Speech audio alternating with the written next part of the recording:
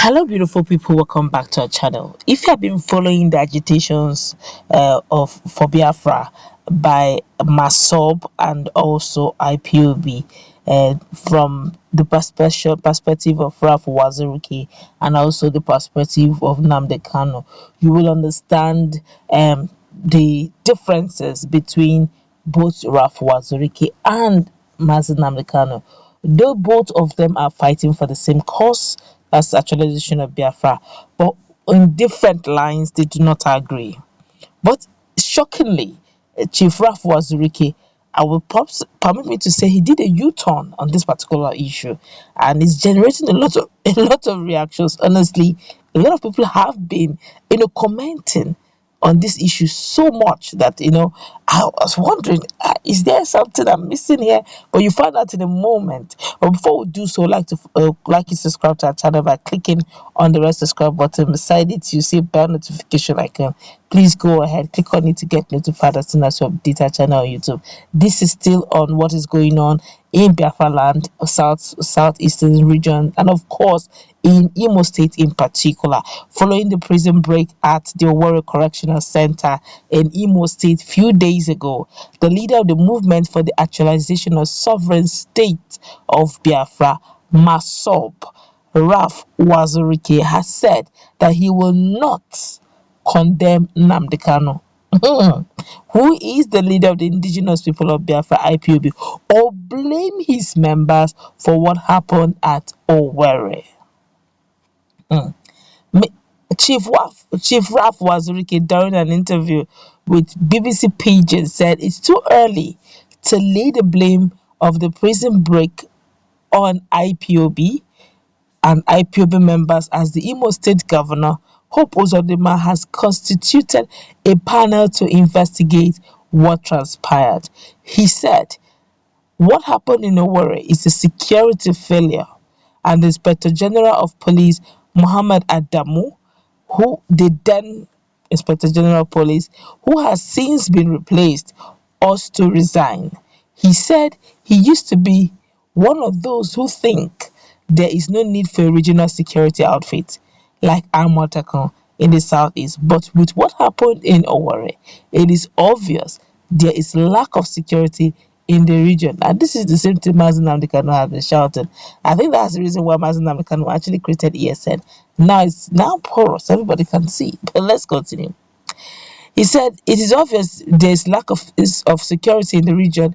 He said the swift response of the federal government to what happened in Owerri and their silence to what happened in Ebonyi, where herdsmen allegedly killed some persons, shows the federal government is not treating every region equally. Equity and justice. That's what we'll be talking about. On Nnamdi Kanu's style of agitation, he said people expect him to condemn Kanu, but he will not. He said though he does not support violence, a bad system of governance will surely and usually give rise to bad people. Mm. We have said this times and times again, equity and justice is what can sustain any country, at least to a great extent. Nigeria is multifaceted. Nigeria is with so much multi-ethnic groups in one Nigeria, in this same Nigeria. So if you want it to move like a united nation, like a united states, then there should be able representation of everyone without anyone feeling like a slave, feeling marginalized, feeling disgruntled, ignored, not enjoying their fundamental human rights, as the case may be. You can imagine the picture that Chief Raf Wazirike just painted. Something happened. Okay, yeah, I think when the Fulani headsmen, when there was alleged so much thing that went down in Ebonyi State, where a lot of persons were killed, a lot of indigenes of Ebonyi were killed. One would have expected that there would have been immediate response from the federal might, but yeah, usually we keep hearing things like we will condemn in strong terms. But yes, it's okay to condemn. Anybody can condemn in strong terms. But the question is, what actions was imputed to make to make it in such a way that there will be no future occurrence. None. Every day, there's no day that passes by in Nigeria. Quote me.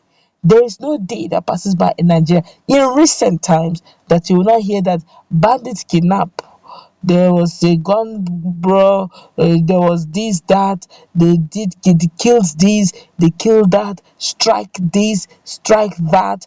Every day we wake up in the morning, you are wondering what other bad news are we going to hear today? Oh, can't. And this, to me, it all boils down to leadership style. You ask the question, has Nigeria been existing before now? Yes. Have Nigeria been existing before the dispensation? Yes. Has it gotten this bad? No. Then it's a problem of leadership style.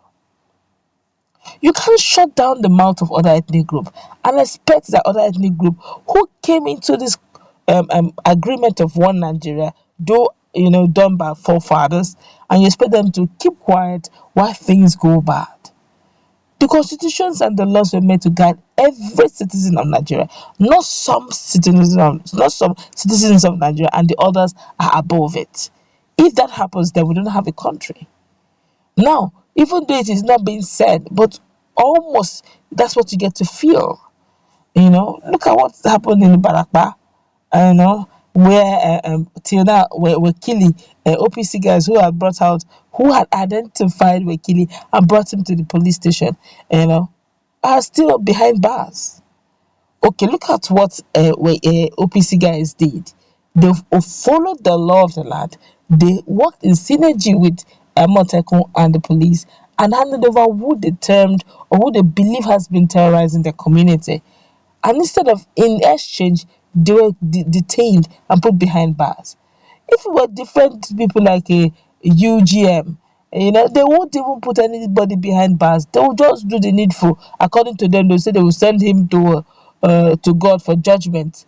Wherever he's found, whatever judgment he gets, he stays there.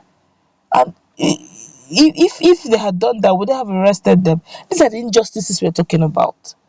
Let's do this thing in such a way that every region knows, oh, I know my son, I know my father, I know my everybody, I know my own person is representing us there.